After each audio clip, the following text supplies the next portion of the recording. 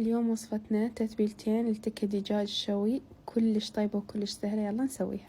نبلش بسم الله. أول شي جبت قطع دجاج مقطعتها مكعبات، حطيت وياها لبن، معجون طماطة، ثوم وزنجبيل مهروس، عصرة ليمون، زيت زيتون، والبهارات اللي هي كركم، بابريكا، كمون، فلفل أسود، ملح، كزبرة وهيل. طحنتهم وضفت وياهم شوية دارسين وضفتهم وجوزة الطيب.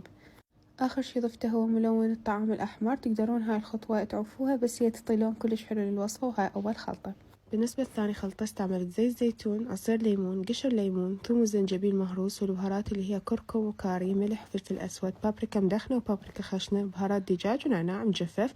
خلطتها سوا كلش زين. بعدين ضفت لها معجون الفلفل الأحمر الحلو. كل شي ينطي طعم طيب للوصفة. وبس كملت التتبيلة الثانية. بعدها سويت خلطة أدهن بيها الشيش بعد ما يطلع من الفرن، اللي هي عبارة عن زبد موعته، وبعدين ضفت له ثوم مهروس وكرفس مثروم وشوية عسل وشوية عصرة ليمون.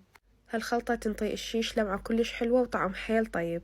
طبعا كل ما يقعد الدجاج بالتتبيلة أكثر يصير أطرى ويصير طعمه أطيب، فالأفضل إنه تسوون الخلطة قبل ليلة من الشوي أو قبل كم ساعة على الأقل.